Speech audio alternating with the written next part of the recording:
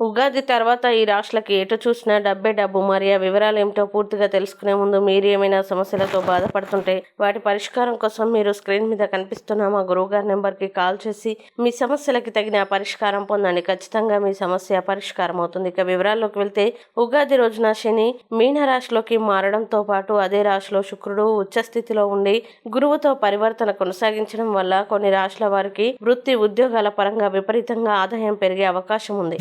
అందులో ముందుగా వృషభ రాశి. ఈ రాశి వారికి మే చివరి వరకు లాభస్థానం బాగా బలంగా ఉన్నందున తప్పకుండా ఆకస్మిక ధన ప్రాప్తి, అప్రయత్న ధనలాభం వంటివి కలుగుతాయి. ఉద్యోగంలో పదోన్నతులతో పాటే జీతభత్యాల్ని అంచనాల్ని మించుతాయి. ఆస్తి వివాదాలు, కోర్టు కేసులు అనుకూలంగా పరిష్కారం అవుతాయి. తల్లిదండ్రుల నుంచి భూలాభం కలుగుతుంది. రావాల్సిన సొమ్మంతా చేతికి అందుతుంది. షేర్లు, స్పెక్యులేషన్లు తదితర ఆర్థిక లాభాల వల్ల అపార ధనలాభం కలిగే అవకాశం ఉంది. అలాగే కర్కాటక రాశి. ఈ రాశి దాదాపు పట్టిందల్లా బంగారం అవుతుంది. అనేక వైపుల నుంచి ఆదాయం పెరుగుతుంది.